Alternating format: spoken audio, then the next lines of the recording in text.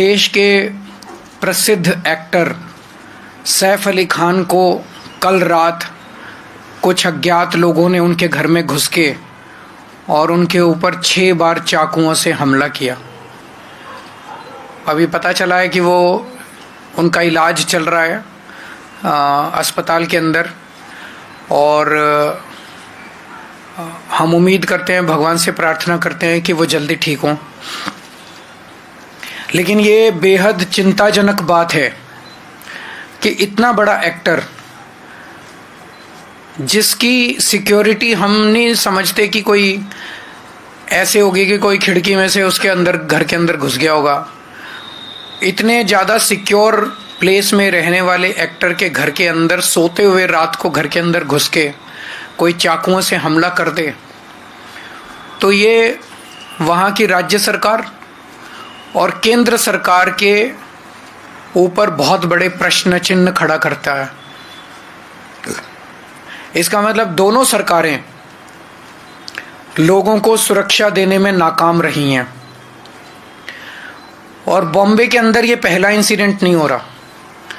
इसके पहले सलमान खान के यहाँ शूट आउट हुआ, बाबा सिद्दीकी का मर्डर कर दिया गया। बाबा सिद्दीकी तो इन्हीं के एनडीए के पार्टनर हैं, उनका मर्डर दिन दहाड़े मर्डर कर दिया गया। अगर सेलिब्रिटीज़, इतने बड़े बड़े देश के सेलिब्रिटीज़ ही सुरक्षित नहीं हैं, अगर इतने बड़े बड़े देश के सेलिब्रिटीज़ को भी भारतीय जनता पार्टी की डबल इंजन की सरकार सुरक्षा नहीं दे सकती, तो एक आम आदमी की तो सुरक्षा की बात ही क्या करें। और ये जो चल रहा है, ऐसे लगता है चारों तरफ से खबरें आ रही हैं कि गुजरात की जेल में बैठ के एक गैंगस्टर खुलेआम फिरौती कर रहा है, खुलेआम शूट आउट के ऑर्डर दे रहा है। देश भर में अन्य गैंगस्टर खुलेआम अपना अपना राज चला रहे हैं। ऐसे चल रहा है कि लग रहा है कि जो क्रिमिनल्स हैं,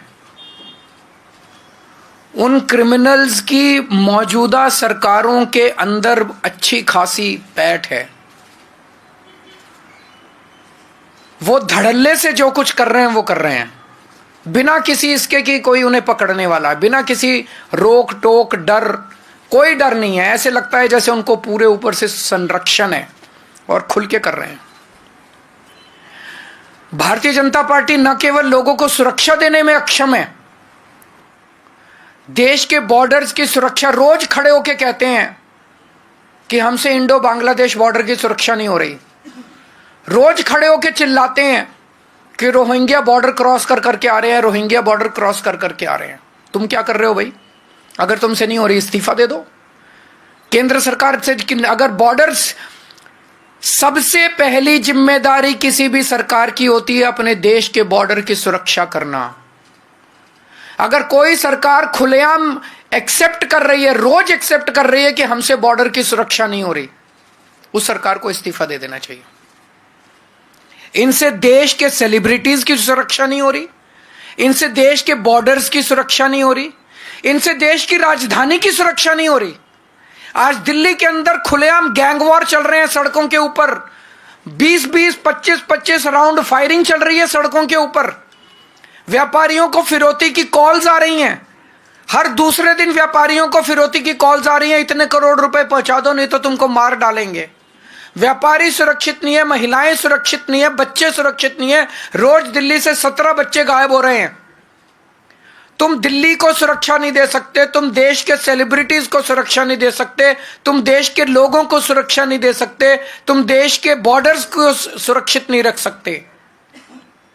तो आज डबल इंजन की सरकार ना तो अच्छी सरकार दे सकती हैं और ना देश को सुरक्षा दे सकती हैं।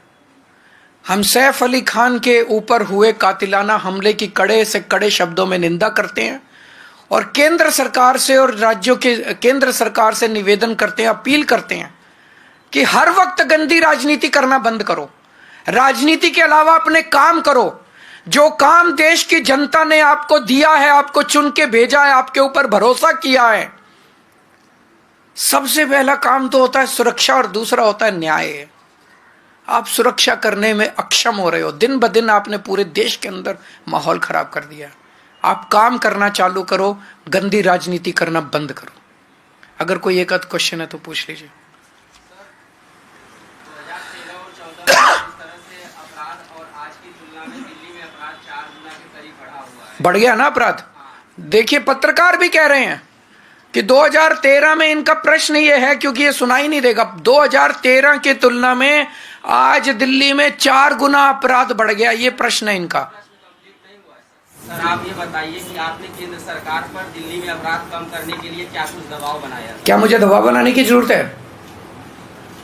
अब अगर पाकिस्तान हमला कर देगा तो मैं दबाव बनाऊंगा, तो वो वेट कर रहे हैं, इंतजार कर रहे हैं केंद्र सरकार वाले।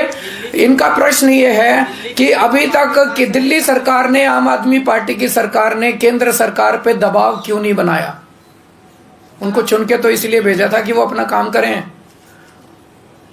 उनको इसलिए चुन के थोड़ी भेजा था कि जिस दिन केजरीवाल दबाव बनाएगा, चलो आज दबाव बना दिया, आज दबाव बना। मैं तो पिछले 3 महीने से दबाव बना रहा हूं, 4 महीने जब से जेल से बाहर आया हूं तब से दबाव बना रहा हूं। उठते तो नहीं सो के, ये अभी भी सो ही रहे हैं, अभी भी गंदी राजनीति कर रहे हैं, पैसे बांट रहे हैं, कंबलें बांट रहे हैं। गंदी राजनीति के अलावा इनको कुछ करना आता है? आज तो बना दिया दबाव, पिछले 3 महीने से तो दबाव बना रहे हैं, अगर इसी की कमी थी तो। Thank you. आपने गैंगस्टर की बात कही थी आपने, लेकिन वहां पर ये पता चला है कि वो एक चोरी की वारदात है, सिर्फ अभी शुरुआती बयान आया। जो भी कारण है, क्या वो कारण जायज है एक इतने बड़े एक्टर के ऊपर हमले का? कोई भी कारण जायज नहीं है। आपको दिल्ली देश के लोगों को सुरक्षा देनी ही पड़ेगी। कोई किस मंशा से आया था, किस मंशा से नहीं आया था, मुझे नहीं पता, लेकिन कोई भी कारण किसी के भी ऊपर हमला करने के लिए जायज नहीं है। आपके ऊपर मान लीजिए भगवान ना करे कल हमला हो, कोई नहीं ये तो इसलिए हुआ था, नहीं ये तो इसकी इससे दुश्मनी थी इसलिए हुआ। किसी की किससे दुश्मनी थी, कोई चोरी करने आया था, कुछ भी था कारण, कोई भी कारण, किसी के ऊपर भी हमला। हमें एक सुरक्षित समाज तो चाहिए, हमें एक जिंदगी, हमारी जिंदगी नहीं तो कुछ जान है तो जहान है, अगर जिंदगी नहीं बचेगी तो फिर क्या है? Thank you.